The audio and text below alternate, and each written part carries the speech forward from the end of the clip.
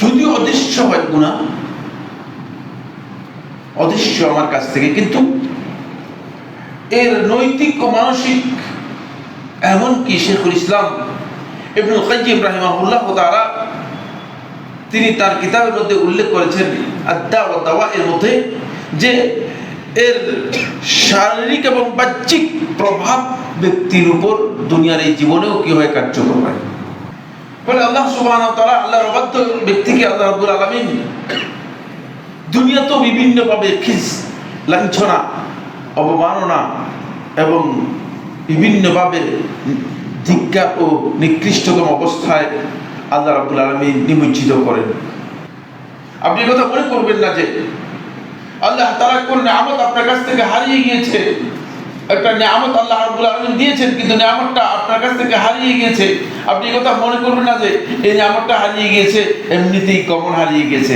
বরং ইমানদার যদি হয় তিনি মনে করবেন যে আমি এমন কোন অপরাধ করেছি, মনে হয় আল্লাহ রাব্বুল আলামিন আমার কাছ থেকে নিয়ামত ছিনিয়ে নিয়েছে।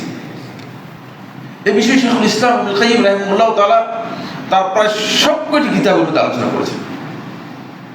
তার একটি কিতাবের মধ্যে, তারিকুল হিজরাতাইন কিতাবের মধ্যে, তিনি প্রথম খণ্ডের 271 পৃষ্ঠায় যে বক্তব্যটি উল্লেখ করেছেন সেটা দিয়ে কোট করছি, সেখান থেকে শুরু করছি।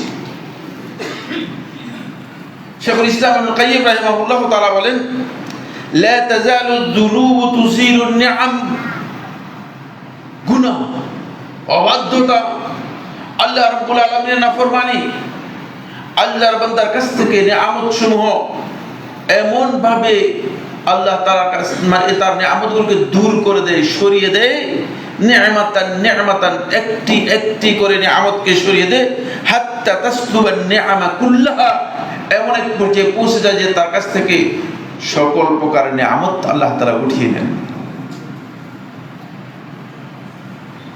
এমন মানুষ আমি অনেককে দেখেছি। আব্বাসী খলিফাদের পরবর্তী বংশধরদের একজনকে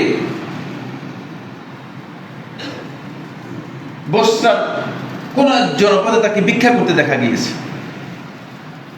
তখন একজন ব্যক্তি তাকে জিজ্ঞেস করলো,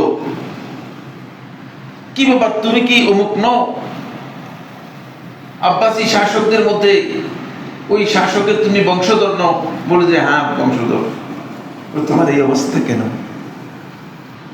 বলে যে ওই যে আমার বাপদাদারা আল্লাহর বান্দাদের উপর যে জুলুম করেছিল, অত্যাচার করেছিল, ওই অত্যাচারের কারণে তাদের উপর আল্লাহ তাআলার যে নিকাম, আল্লাহ তাআলার যে প্রতিশোধ তাদের উপর এসেছে, সেই প্রতিশোধের অবশিষ্ট অংশ হিসেবে আমি আল্লাহর রাস্তায় না গিয়ে এখন আল্লাহর মানুষের কাছে আমি ভিক্ষা চাচ্ছি।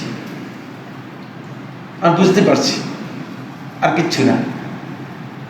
এই জন্য আল্লাহ তাআলার নিয়ামত তো শুধু ছিনিয়ে নেবেন তা নয়, বরং আল্লাহ রাব্বুল আলামিন হতে পারে যে আপনার অধস্থন বংশধর পর্যন্ত এর জন্য শাস্তি প্রাপ্ত হবে,